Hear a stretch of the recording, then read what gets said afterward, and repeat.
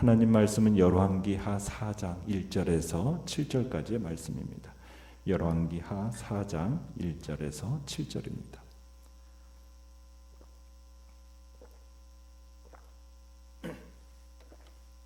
열왕기하 4장 1절에서 7절 우리 한 목소리로 같이 읽겠습니다. 시작. 선지자의 제자들의 아내 중에 한 여인이 엘리사에게 부르짖어 이르되 당신의 종 나의 남편이 이미 죽었는데 당신의 종이 여호와를 경외한 줄은 당신이 아시는 바니이다.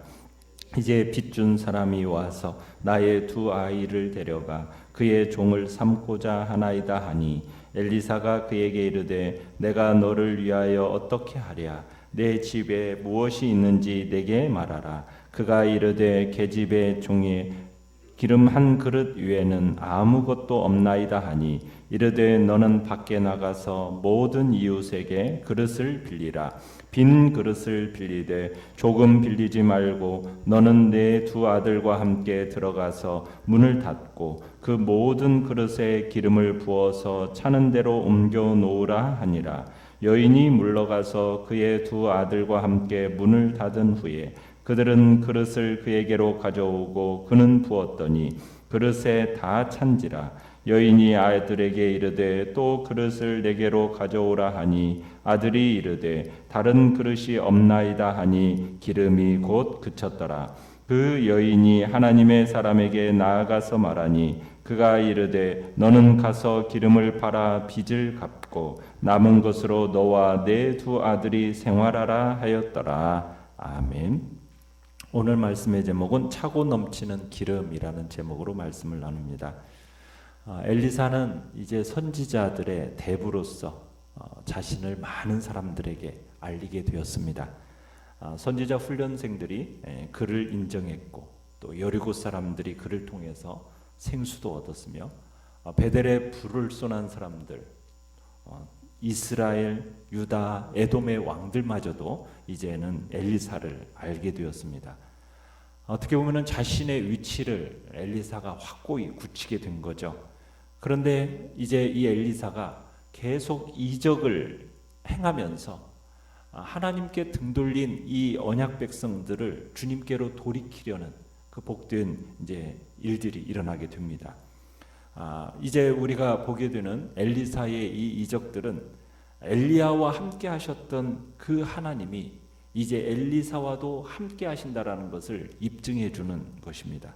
그래서 엘리야, 엘리사 이렇게 대를 이어가면서 백성들을 위해서 기적을 베푸시는 하나님의 은혜를 이제 우리에게 부각시켜 주고 있는 거죠. 자, 내용 같은 문제 1번을 보시면은 선지자의 제자들의 아내 중 한 여인이 당한 어려움은 무엇이었습니까? 자, 한 선지자의 제자의 아내가 가정에 닥친 위기로 인해서 선지자들의 대북격인 이 엘리사를 찾아와서 호소를 하고 있습니다. 그녀의 남편은 선지자 수련을 하다가 죽었어요. 그런데 그 집에 돈을 빌려줬던 빚쟁이가 돈을 못 받게 되니까 두 아들을 노예로 삼으려고 데려가려고 한다는 것입니다. 율법에 의하면 사람이 빚을 남기고 죽잖아요. 그러면 빚쟁이들이 그 죽은 사람의 재산, 자녀들 이것을 6년간 압류할 수가 있도록 율법에 정해져 있습니다. 그렇기 때문에 이제 체주가 빚을 지고 죽은 이 선지자의 제자의 이 두 아들을 노예로 삼으려고 하는 것은 뭐 이 여인에게는 가혹한 일이기는 하지만은 법적으로는 정당한 일이라는 겁니다. 자, 선지자의 이 제자의 부인의 입장에서 보면 남편이 죽은 것도 참 견디기 힘든 고통인데 거기다가 설상가상으로 두 아들마저 노예로 끌려가게 된다는 것을 보니 참 그녀는 하늘이 무너지는 것 같은 절망감을 느꼈을 것입니다. 참 우리는 그렇게 생각할 수 있어요. 하나님을 위해서 헌신한 사람 아닙니까? 오늘날로 말하자면 소위 교육 전도사예요. 그런데 그 교육 전도사가 졸지에 죽었습니다. 그리고는 그가 남겨둔 가정은 이제 빚까지 있는 극심한 역경을 만나게 된 거예요. 참 하나님을 따른다고 참으로 그렇게 헌신된 그 성도들에게 이런 일이 일어난다라는 거 참 받아들이기가 어떻습니까?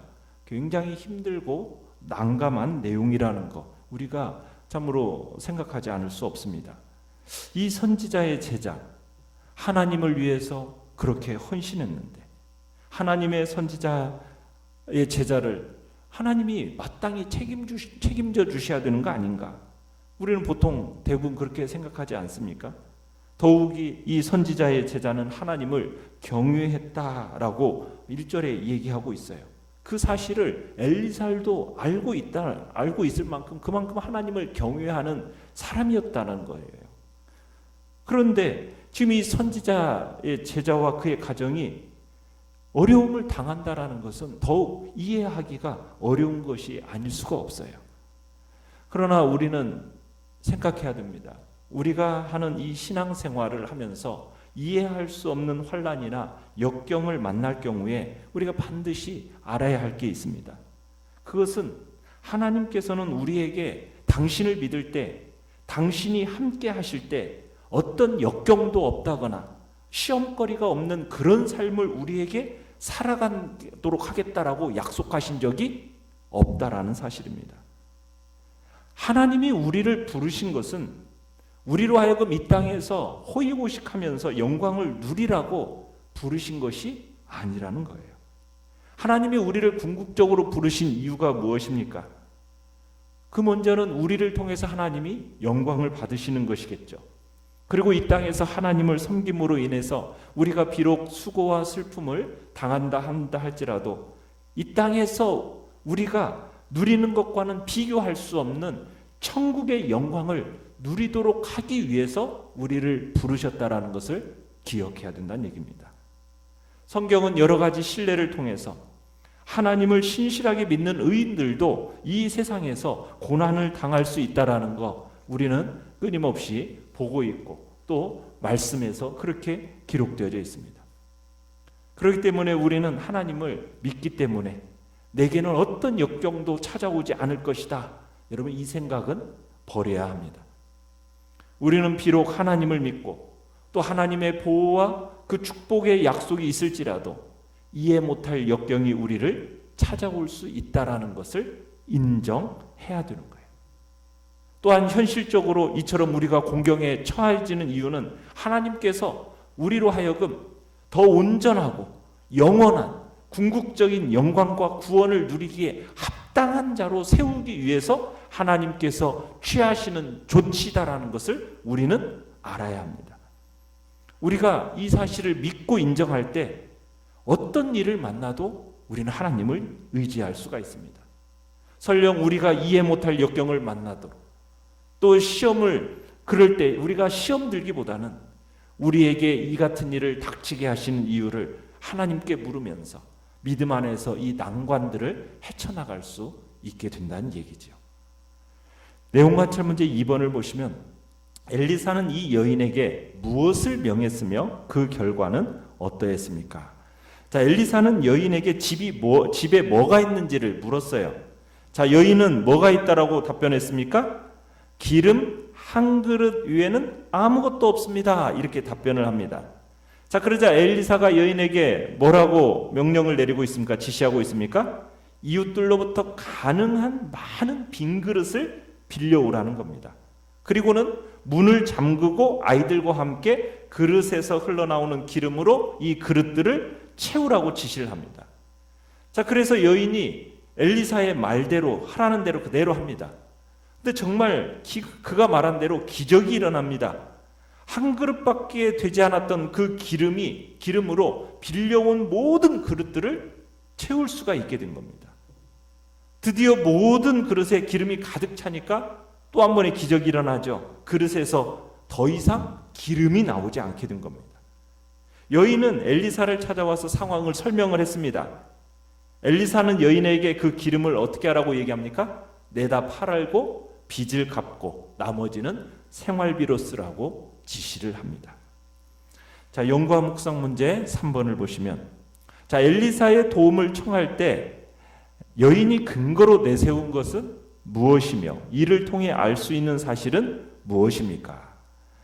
자, 이 여인이 엘리사의 어떤 동정심, 자비, 여기에 무작정 호소한 게 아닙니다.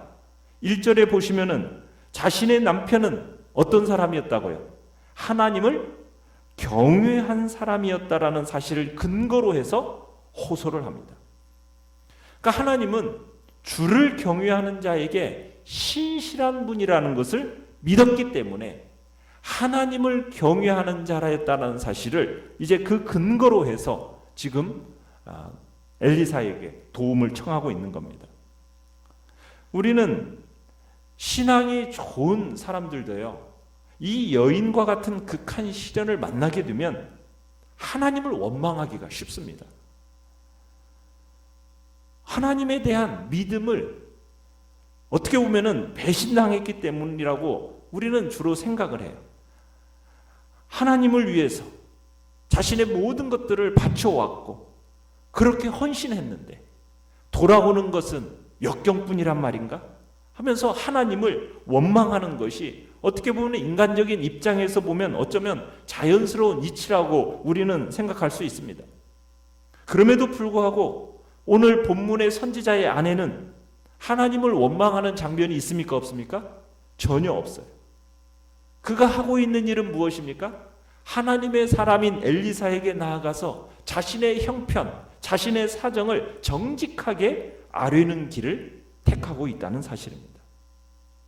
선지자의 제자의 이 아내의 행동이라는 것은 그녀의 어떻게 보면 신실한 믿음을 반영해주고 있는 겁니다. 우리가 가진 믿음이 진실한 것이라면 우리 또한 이 여인이 당한 것과 같은 역경에 처한다고 해도 하나님을 원망하지 않게 됩니다. 왜냐하면 우리의 믿음이 진실한 것이라면 우리의 전 존재와 우리가 처한 모든 삶에 대한 하나님의 절대적인 주권과 섭리를 인정하고 그분이 우리에게 어떻게 행하시든지 그것을 겸손하게 받아들일 것이기 때문입니다. 그것이 진실한 믿음을 가진 자의 모습입니다. 하나님이 나의 주인이시고 하나님이 나를 어떻게 대하시든지 나는 거기에 순응하며 더욱 하나님을 의뢰하는 거죠. 그게 하나님을 진짜 신뢰하는 진실한 믿음을 가진 자의 모습이라는 겁니다. 이러한 방식의 행동을 취하는 이유는 자기에게 하나님이 역경을 주셨다면 또한 하나님이 그 역경을 해결하실 줄로 믿는 믿음이 있기 때문인 겁니다. 그래서 역경에 처한 이 선지자의 제자의 아내가 하나님의 사람인 엘리사에게 나와서 부르짖는 거예요. 우리의 삶도 마찬가지입니다. 그런 역경 속에서 원망이 아니라 우리의 사정을 그대로 하나님 앞에 나와서 주 예수 그리스도의 이름의 공로를 의지하면서 부르짖는 거죠. 역경 가운데 처해 있다고 해서 우리는 하나님을 원망하는 그 어리석음에 빠져서는 안 됩니다. 우리는 그 하나님의 주권과 그분의 선하신 계획을 우리는 인정하고 그리고 하나님을 향한 우리의 믿음을 더욱 굳건하게 지켜나가야 되는 것이 우리가 이 땅을 살아가는 방식임을 주님은 우리에게 보여주고 계시는 겁니다. 느낀 점 4번을 보시면 엘리사의 명령대로 빌려온 모든 그릇이 차고 넘치는 것을 보며 무엇을 느낍니까? 하나님은 주를 경외하고 의지하는 사람들에게 차고 넘치도록 은혜를 베푸는 분임을 우리는 다시 한번 느끼게 됩니다. 그리고 말씀에 순종하면 하나님은 우리의 생각이나 능력을 뛰어넘는 놀라운 기적을 행하시고 우리의 삶을 더욱 풍성하고 축복된 것으로 채워주시는 분임을 느끼게 됩니다. 우리가 한번 엘리사가 선지자의 제자의 아내에게 닥친 위기를 해결해 주는 방법을 우리가 한번 생각해 보면 여러분 이게 상식이나 합리적인 사고만을 가지고서 이게 납득이 됩니까 안 됩니까? 이게 납득이 가지 않는 일을 시키고 있는 거예요. 그릇을 빌려서 기름 한 그릇을 그 빈 그릇들에 다 부어라. 그릇을 차면은 옮겨 놓으라. 여러분 이게 합리적인 사고를 가진 사람으로서 이해할 수가 있는 지시입니까? 우리는 이해할 수 없는 그 지시인 거예요. 그런데 이 아내는 순종했던 거예요. 순종하기 어려운 내용을 순종해낸 겁니다. 그렇습니다. 순종하는 곳에서부터 하나님의 역사는 시작이 되는 겁니다. 신앙이라는 것은 합리적인 사고를 초월하는 것이거든요. 합리적인 사고로는 하나님을 믿을 수가 없어요. 하나님은 우리의 그 유한한 사고의 틀에 제한되시는 분이 아닙니다. 왜요? 그분은 온 우주 만물의 창조주이시지 않습니까? 그런 하나님을 우리의 생각, 우리의 지식 이것만으로 다 어떻게 이해할 수가 있겠습니까? 그분의 하시는 일을 우리의 능력으로 우리는 제한할 수가 없는 거예요. 그렇지 않습니까? 그분이 하시는 말씀은 그분의 무한하신 지혜와 그 무한하신 능력으로부터 나온 것이기 때문에 우리의 생각과 우리의 이해를 초월하는 것이에요. 그렇기 때문에 우리의 제한된 이 생각과 제한된 이해로 하나님을 제한하려고 해서는 안 되는 겁니다. 이성으로 이해되지 않는다고 해서 하나님의 말씀을 배척해서는 안 된다는 겁니다. 우리의 이성으로 이해되지 않는다 할지라도 창조주 하나님의 말씀이기 때문에 우리는 이 선지자의 제자의 아내처럼 순종으로 우리는 나아가야 됩니다.